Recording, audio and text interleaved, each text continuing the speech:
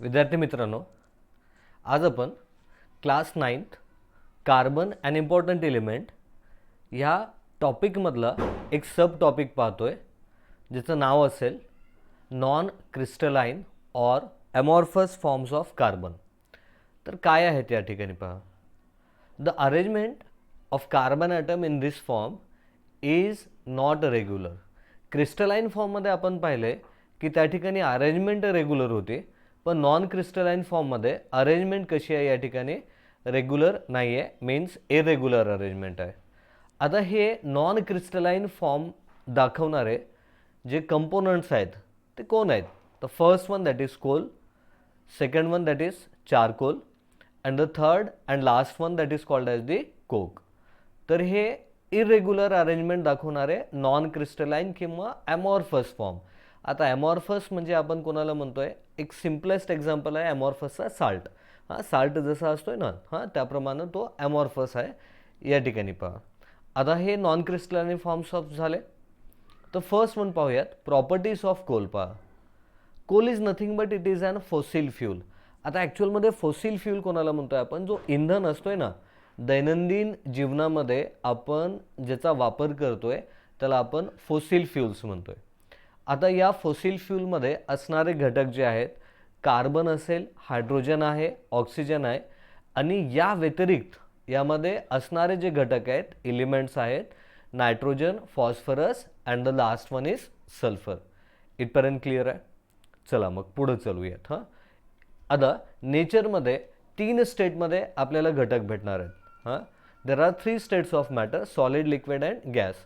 तर या ठिकाणी जेव्हा आपण कोलबद्दल पाहतोय तर कोल हा सॉलिड स्टेटमध्ये भेटतोय आपल्याला, आणि या कोलचे 4 डिफरंट फॉर्म्स आहेत. तर फर्स्ट वन आहे पीट, सेकंड असेल lignite, third one बिट्युमिनस and the fourth one that is called as the anthracite. आता फर्स्ट पाहूयात प्रॉपर्टीज ऑफ पीट. जेव्हा कोल तयार होतोय ना तर प्लांट्स अँड ॲनिमल्स जेव्हा बरीड होत आहेत, जमिनीमध्ये पुरले जात आहेत, तेव्हा टेम्परेचर आणि प्रेशर जसजसं त्यांच्यावरती वाढायला लागतोय ना त्यावेळेस यांच्यामध्ये बदल होऊन त्या ठिकाणी हे डिफरंट कंपोनंट तयार होतात. तर peat is the first step of formation of coal. Coal formation होण्याची पहिली जी स्टेप आहे त्या पहिल्या स्टेपला आपण म्हणतोय पीट. आणि यामध्ये जास्तीत जास्त हाई प्रपोर्शन ऑफ वॉटर आहे and less than 60% of carbon आहे. जितना ज़्यादा कार्बन रहेगा, more is the carbon, more is the capacity to produce heat. आता नेक्स्ट पार्ट आपण यावेळेस जर पाहिलं तर यामध्ये लेस दॅन 60% कार्बन प्रेझेंट आहे. It contain less than 60%, hence it does not produces much amount of heat.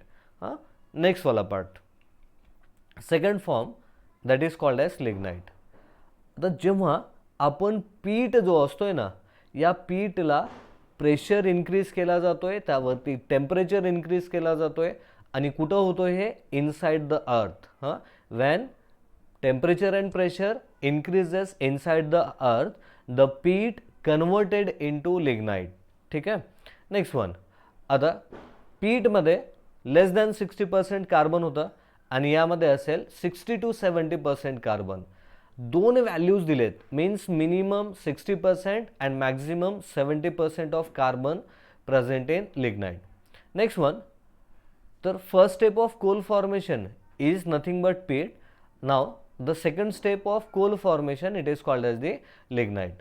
आता 60% असेल तर हीट कमी भेटली, आणि या ठिकाणी मोर दॅन 60% आहे, तर डेफिनेटली या ठिकाणी आपल्याला जी हीट भेटणार ती मोर दॅन पीटपेक्षा जास्तच भेटेल. आता नेक्स्ट पहा, bituminous coal. Bituminous coal formed which is the third step of formation of coal. First one is peat, second one is lignite, third one is bituminous coal. Now peat contain less than 60%. comparatively बाळांनो आपण अभ्यास करायलोय. peat 60%, lignite 60 to 70%. now the coal contains bituminous coal contains 70 to 90% of carbon. आता या ठिकाणी पहा, जेव्हा पीठमध्ये 60% पेक्षा कमी, लिग्नाइटमध्ये 60 to 70%, आता बिट्युमिनस कोलमध्ये 70 to 90% कार्बन आहे. it means it definitely produces more heat as compared to peat as well as lignite. Now the last, anthracite. It is also called as the pure form of coal. Anthracite is considered as purest form of coal. This coal is hard and which consists of near about 95% of carbon. सगळ्यात जास्त प्रमाणामध्ये carbon या ठिकाणी असेल. Heat produced by anthracite is more than peat, lignite as well as bituminous coal. ठीक आहे. तर बाळांनो या ठिकाणी इथपर्यंत प्रॉपर्टीज झालेत. आता कोलचा वापर, बिट्युमिनसचा वापर, लिग्नाइटचा वापर आणि अँथ्रासाइटचा वापर कोणत्यासाठी करतोय. Coal is used as a fuel in factories and homes. घरामध्ये आणि फॅक्टरीजमध्ये इंधन म्हणून आपण कोळशाचा वापर करतोय. सेकंड, या ठिकाणी पहा, coal is use to obtain coke. कोकला मिळवण्यासाठी, कोल गॅसला मिळवण्यासाठी आणि कोल टारला मिळवण्यासाठी आपण या ठिकाणी काय करतोय, कोलचा वापर करतोय. Coal is used in thermal power plants for generation of electricity. हा आपल्याला 10th मध्ये आहे चॅप्टर, थर्मल पॉवर प्लांट. तर या ठिकाणी कोलचा वापर करून उष्णता ऊर्जा निर्मिती केली जाते. इथपर्यंत I hope each and everything is clear. आता यानंतर जर आपण पाहिलं, इथपर्यंत बाळांनो जर टॉपिक क्लिअर असेल तर लाईक, शेअर अँड सबस्क्राईब नक्कीच करा. थँक्यू.